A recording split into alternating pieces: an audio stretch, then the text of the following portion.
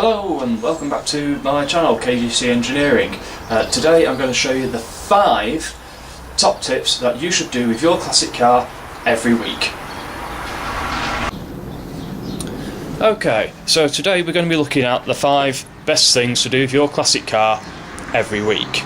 Now I call these the 5 weekly checks. So I check the engine oil, the antifreeze level, the brake fluid level, screen wash, and I also see how much pressure we got in the tyres as well.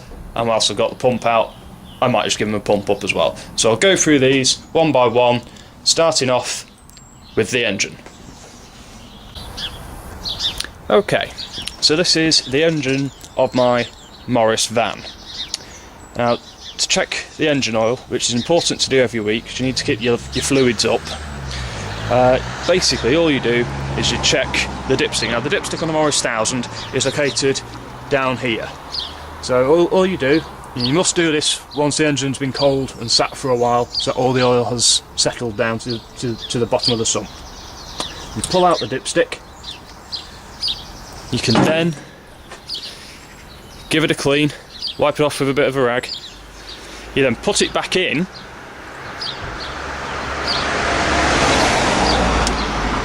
down to the bottom, pull it back up again, and you can see that this one needs some more oil. As you can see, this is the max line here, that's the minimum, so we're in the middle. So all I want to do is just top this up so it's back near towards the max line. So all I'll do is I'll give that a clean again, pop it back in,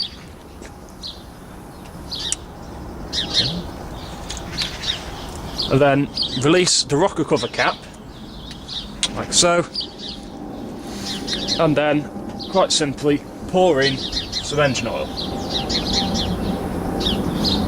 Let's give it a good gulp of it. Now what you have to do is you have to wait.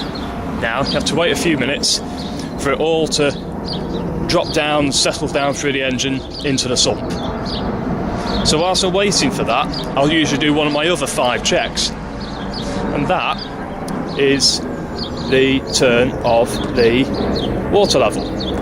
Now this is the radiator, so you've got the radiator cap. Again, you must only do this when the engine is cold, otherwise you're going to scald yourself and it's going to get very, you don't want to end up in hospital.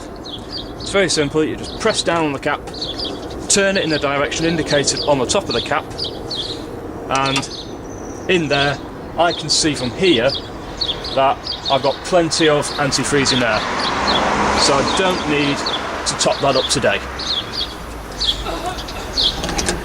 So pop the cap back on, shut it, so it's back to where it should be, and that's ready to go. Okay, so I've left the engine for a couple of minutes, so now I'll just check that level again. So pull out the dipstick,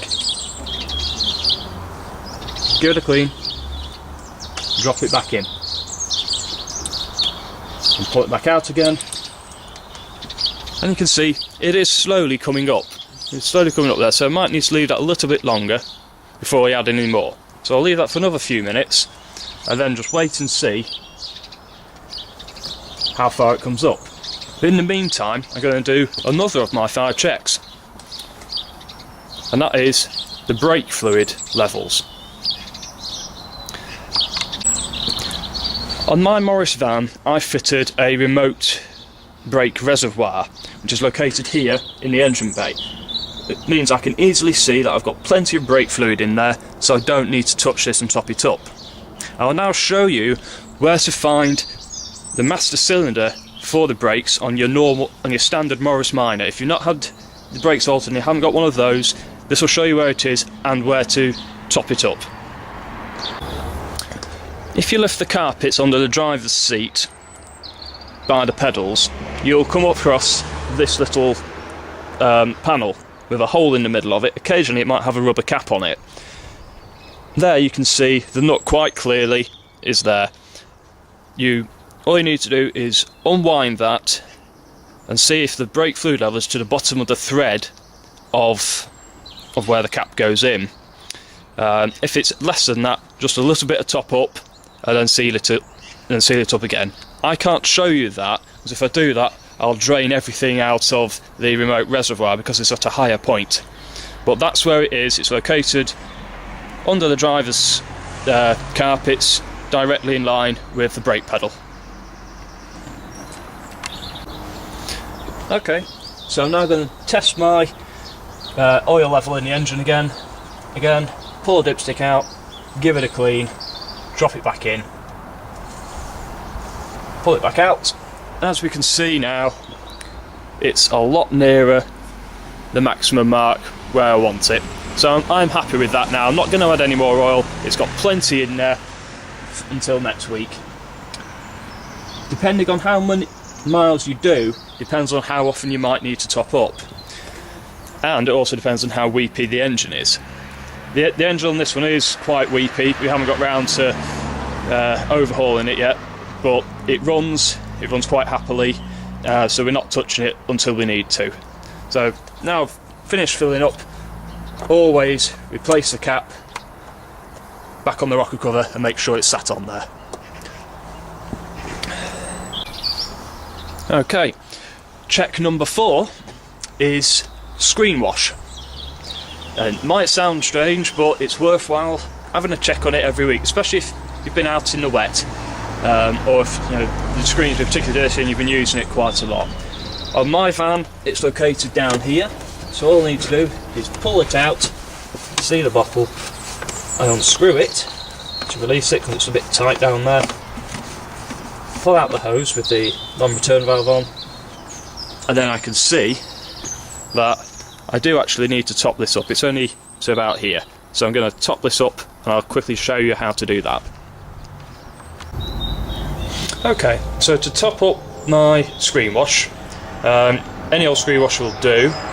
This is Morris's own brand concentrate, so this is pure screen wash.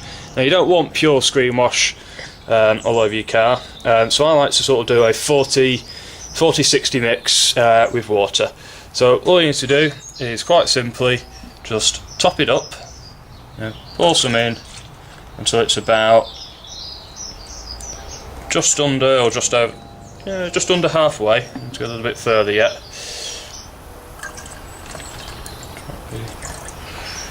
I'm just going to empty that bottle in there and finish that one off. That's easier. There we are. And now all I'll do is I'll just dilute that with water straight from the tap, which is incidentally the garden hose. So I'll pop that in there, turn it on, and I'll just dilute that up to the top, just fill it up all the way.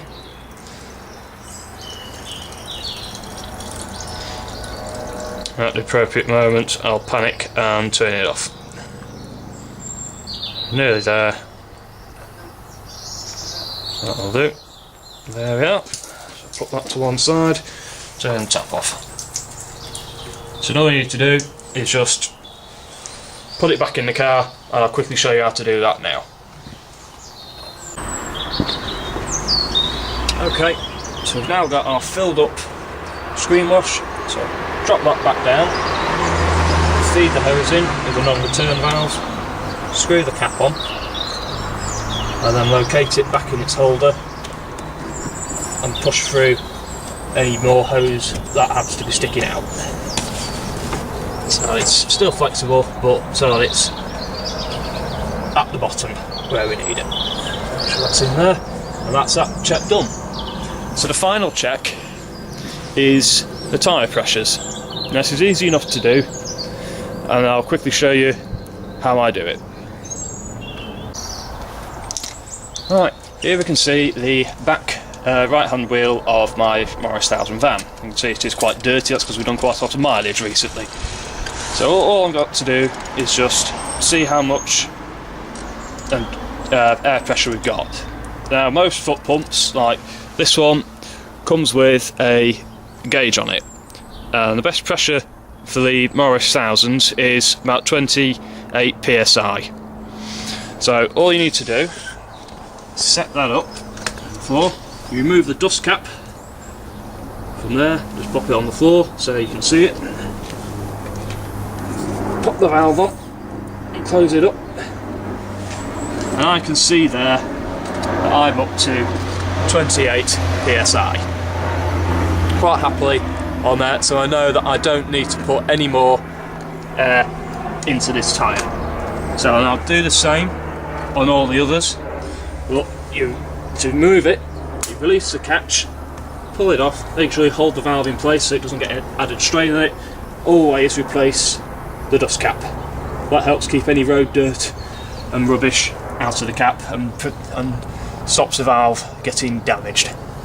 So I'll now repeat that on all 4 tyres, and that is then that job done. So there we go. There's my 5 tips to keep your classic car in trim that you should do every single week. If you like my videos, which I hope you have done, please don't forget to hit subscribe, and I'll see you next week. Thanks so much. Bye.